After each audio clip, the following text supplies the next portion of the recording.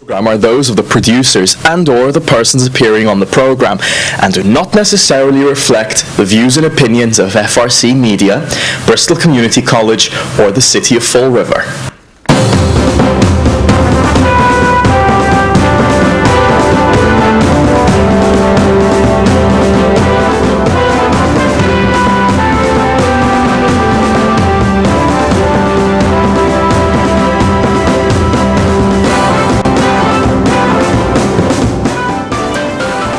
Wow. Well, welcome to Spindle City Straight Talk. I'm Chip. And I'm CJ. There we go.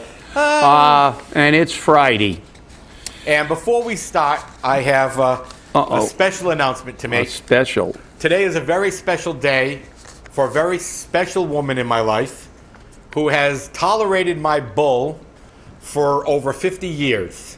She has supported me in everything she has done and everything I have done. And while we may argue a great deal on issues, especially political issues, imagine that, she has stood by me through thick and thin. So I have to say very clearly, happy birthday, Mom. And there she is. That's my beautiful mother. And please don't ask her age. Just remember, I'm as old as Methuselah, so only imagine. But she has raised her children, and she's raised her grandchildren, and she's been an amazing woman in my life for many, many years. Oh. And I would be amiss, because remember, you only have one mom in life, so enjoy them while they're here. Well, happy birthday to your mom, because she should not only be recognized today, but every day. And then actually she should be canonized as a saint for putting up with you. So that's true. they may have to look for sainthood for her. I know. But well, I hope she has a great day. I got her a great coffee maker. She hasn't had a coffee maker in a while. She tried to stay away from the coffee, but cheapskate. I didn't get her a cheap coffee maker, believe me. And we got her some good coffee. And she came by and she picked it up yesterday. And she was like, "Oh no, you spent too much money," typical mom.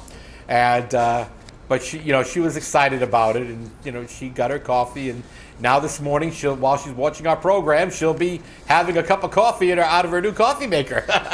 And believe me, it's a beautiful coffee maker. So she's gonna have a great. That's what she wanted. I mean, what do you get a woman who she's retired, she's moving on, and you can't buy her lots of things. The best I could have done was ship it to the Caribbean, and she probably wouldn't have gone. As long as she has a great day. No, she's gonna have a wonderful day, and her grandchildren will be calling her all day today, and hopefully she recognizes it. That we care, and we miss her. So that's right. It's a wonderful thing. So on to the news. On to the news. Which isn't news for us because we already knew. We actually broke it on the show already that Ken Pacheco was leaving the municipal side of government and go over to the school department. Yeah, but not just to the school department. He's going to be the Chief Operating Officer. Oh, in charge of the entire school district. That's right. Isn't that amazing? Here's a man that didn't have the competency to run the DCM the way it was structured before, and we had to split it and hire two department heads. That's right. To run that complex, huge department. And Kenny couldn't handle that.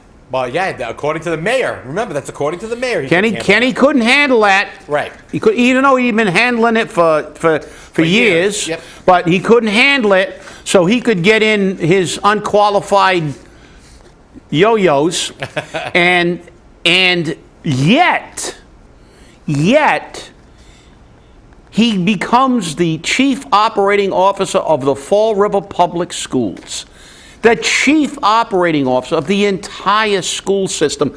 Let me see, there's about 900 teachers. There's, I don't know how many administrators. There's so many principals and vice principals, and he'll have plenty of help and deans of students. I mean, that place is just rift with political hacks that got positions with fancy titles like COO and dean of students and stuff.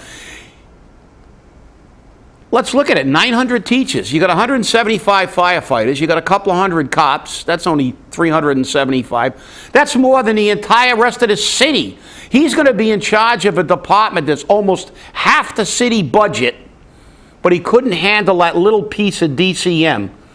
Does anybody see the trappings of politics in the background here? Okay, here's a guy that everybody said was doing a pretty good job with DCM. They may not have agreed with some of the positions he took to fall on his sword for politicians, but everybody said he was doing a pretty good job. But no, we had to split that department. That was the mayor's new reorganization. Well, reorganization's supposed to be doing more with less. You should have consolidated even more people under the umbrella and having one supervisor supervise, expand his scope of authority, keep workers on the payroll. They're cheaper and they provide services. But no, our mayor had to make new positions so he could hire everybody. Well, this is just, look, Kenny, don't worry about it. It's going to be another walk in the park. This is a city job. Don't worry about it. You got, and in the school department, you got so many assistants to the assistants. You might have to, I'm not even sure if you'll have office space. I just hope Coogan left you his office in his will because, as soon as he moves out, you may have about 50 different assistants and some of these administrators, because Fall River, by the way, has always had one of the highest administrator to teacher ratios. But here's the kicker behind this whole thing. So Tom Coogan's leaving, I guess, on the 12th, okay, which is next week. Now, actually, that's next Friday. Now, with him leaving on the 12th, Kenny still doesn't have an actual start date. But we can assume it's probably going to be that following Monday. And that's an assumption at this point. It might be a little later on. But where's Coogan going? We know that political leech, leech on the city dole, is going to find another place to attach, so that he can keep sucking off the system. Unless you're going to have the privilege of seeing his retirement application come across your desk. Well, we could be. Who knows? He could get another part-time position in Barnstable. Yep. Because he's following the leader of the Bedouin tribe. She moved over. So you're going to see an exodus of a lot of the people. We've already seen it. Yeah, you're right. We've already seen a mass exodus of people because this is the way. And this is why I continue to say that our state delegation should be flogged, because I don't know why nobody in this state has attempted to redo education reform. You need to reform education reform. It has become the worst nightmare of bureaucracy ever developed. You know something? Massachusetts has a pretty dubious distinction. We had the most expensive, worst public project in the history of mankind. It was called the Big Dig. We were just speaking about that a little while ago. Well, yeah, I wasn't here during that conversation, this was, without a doubt, no project even close to the worst public project ever done. I mean, there was more money wasted, more corruption, more graft, more incompetency. I mean, Are you talking about Fall River? a few people died because of the, inferior construction. But again, the school departments, and there are some school departments, because I attribute that to the school committees and to the leadership of the city and to the community for who they elect, that ensured that some of these abuses weren't done. They approve all these positions. The school departments become like the federal government. They get rewarded for spending more money because they just increase their spending every year. Our school population is down. I think we went over those stats a couple shows ago, CJ, if I'm correct.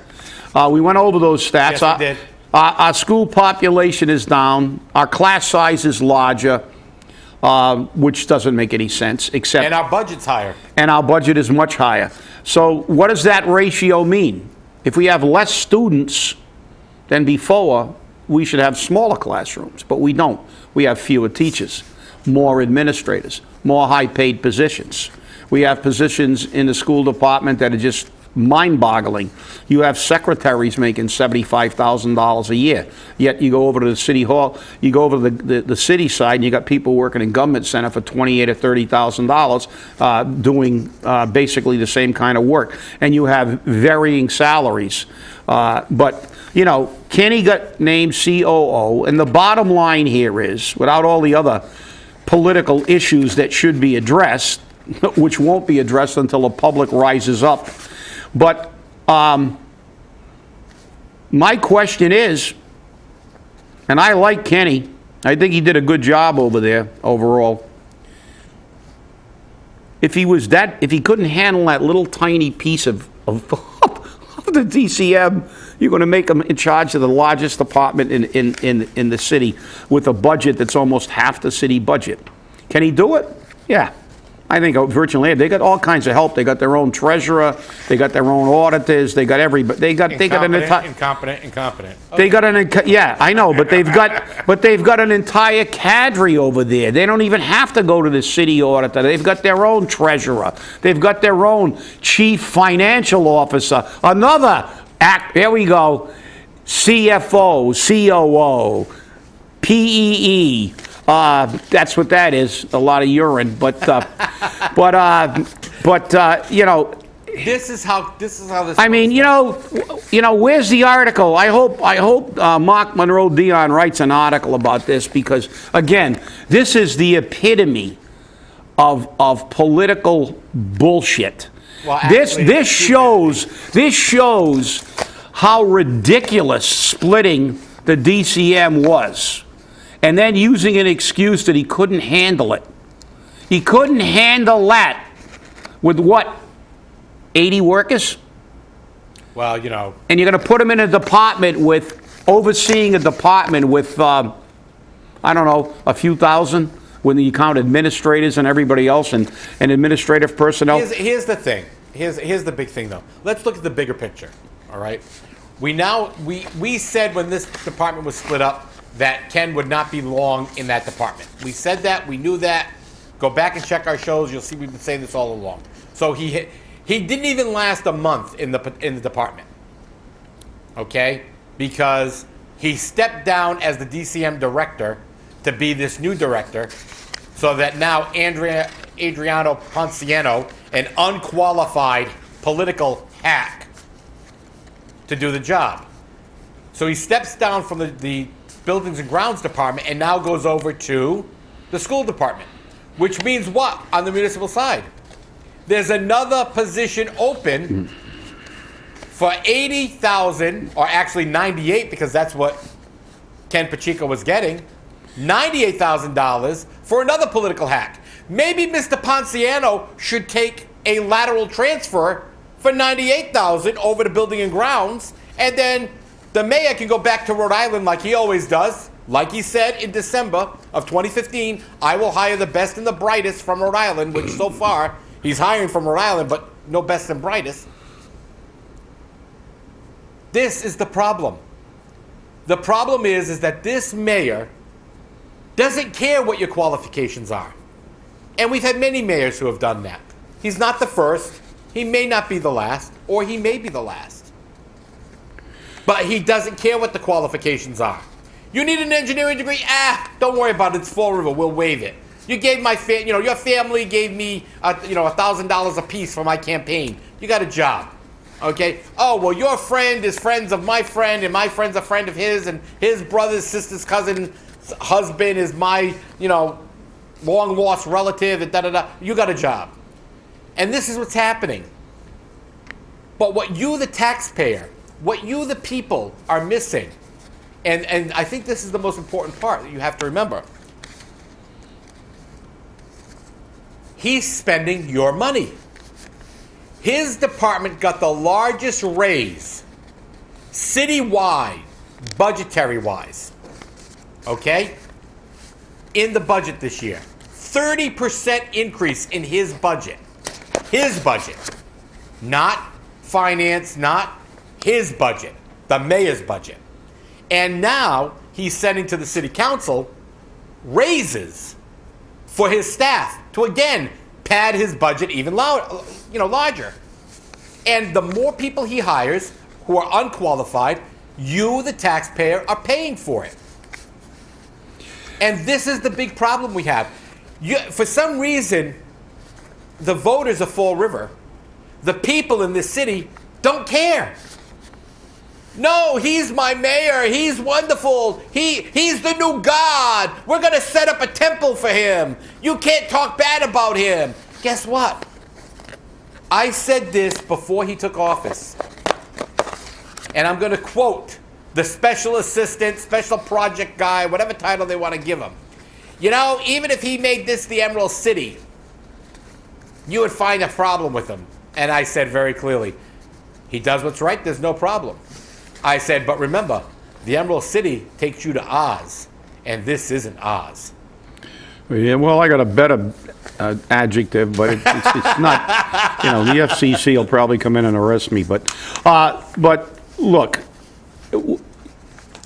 it's not hard to figure out this MO. He's not going to give the new hire 98 grand because that's this mayor's MO.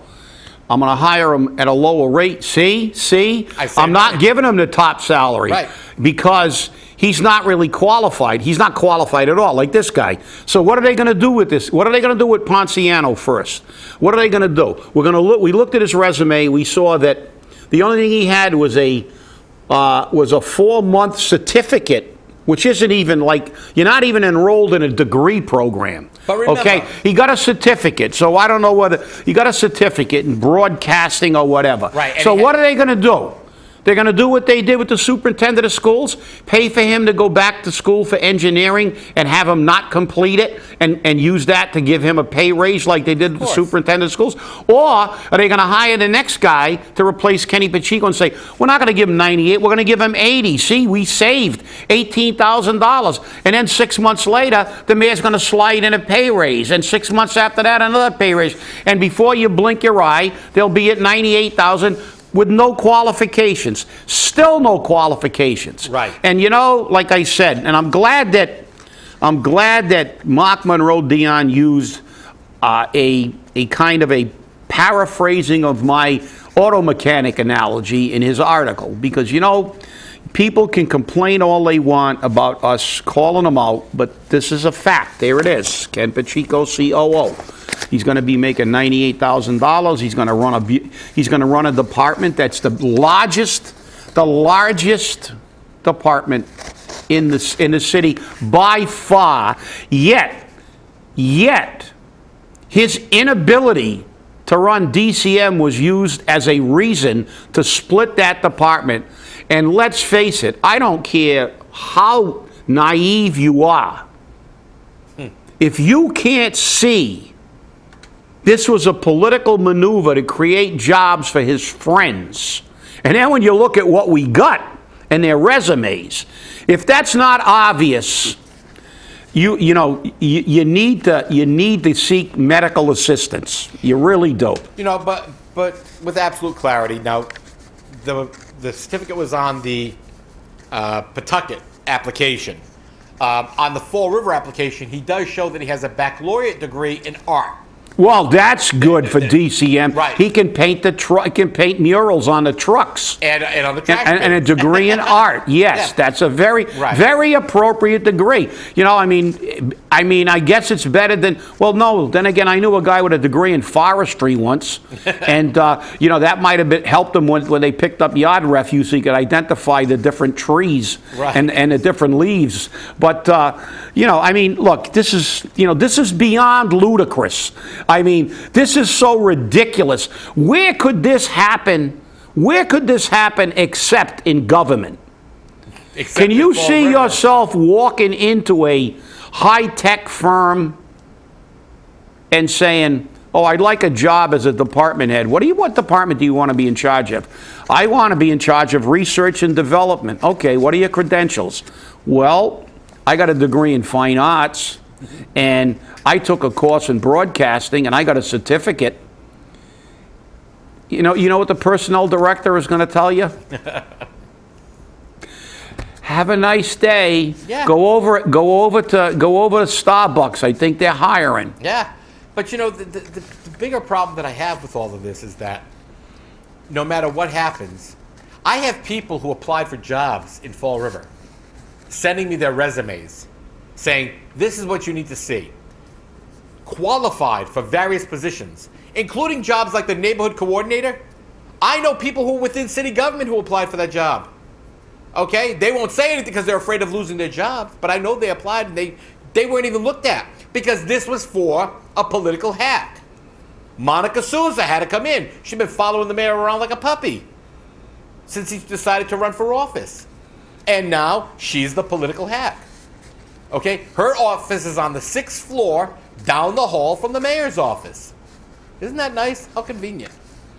Always nice. Yeah. And let's remember something. And we got to remind people, because if you don't learn from history, and some people forget. Everyone forgets in Fall River. It's not. Well, the electorate forgets, and that's what politicians depend on nationwide.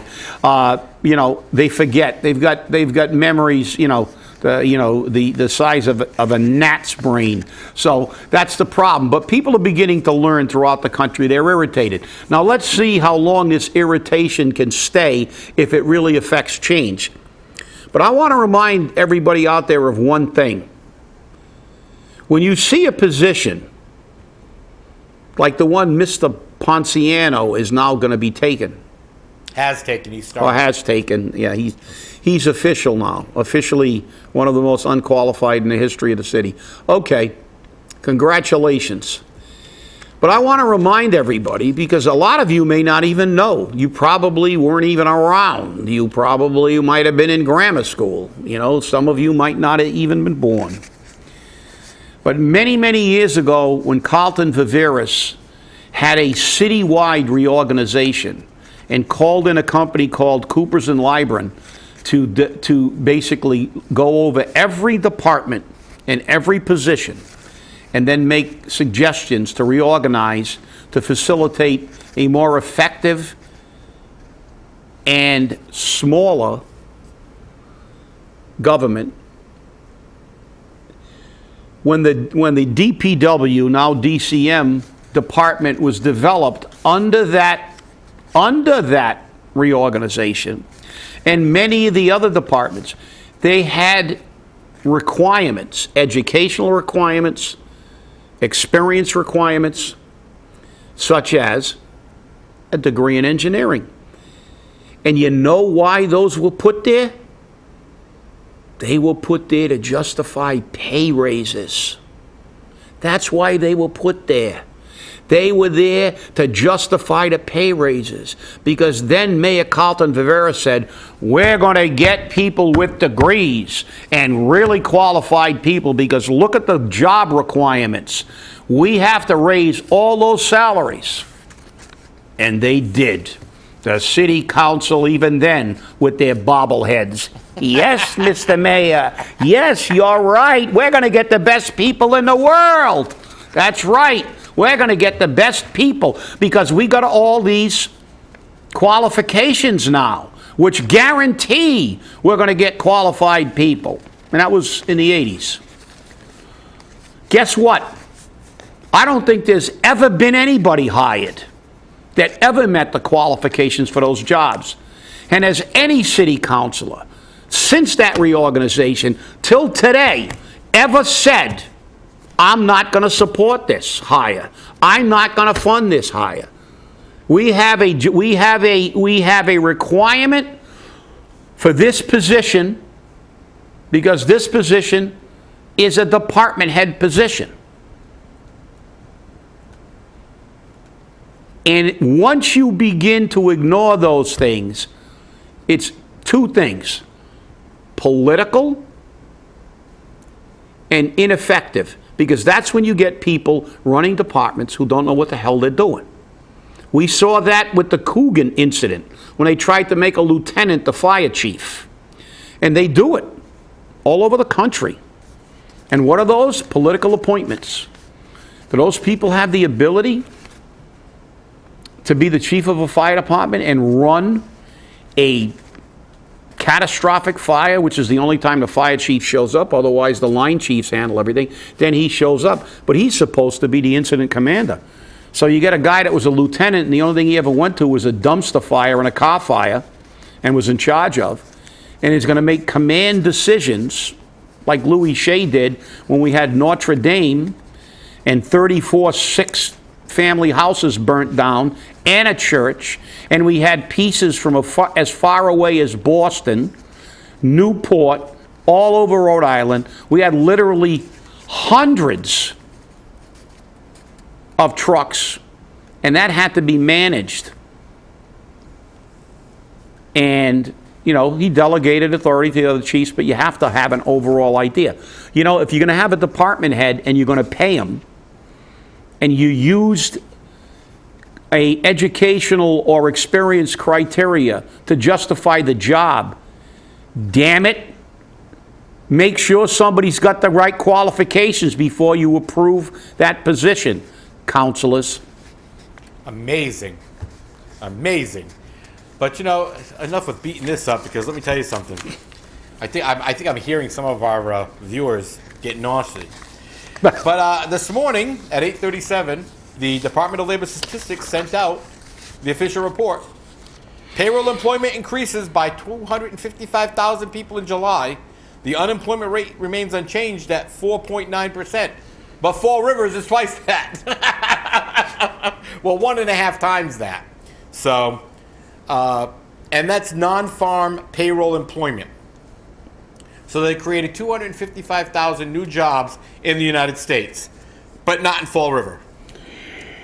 Well, CJ, you can see that because, you know, I mean, if you read that article, right, and people can read it because it's from the Bureau of Labor Statistics, and it says the, you know, job gains occurred in professional, which how many professionals do we have in this city? Right. Outside of lawyers and doctors.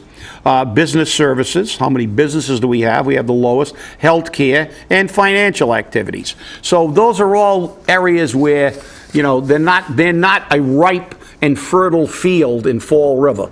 And we've created that field in Fall River. That's right. The problem. We did. have a failing school system, okay? And now you have communities like Fall River, like the teachers union here, and I can understand they've got to represent their membership.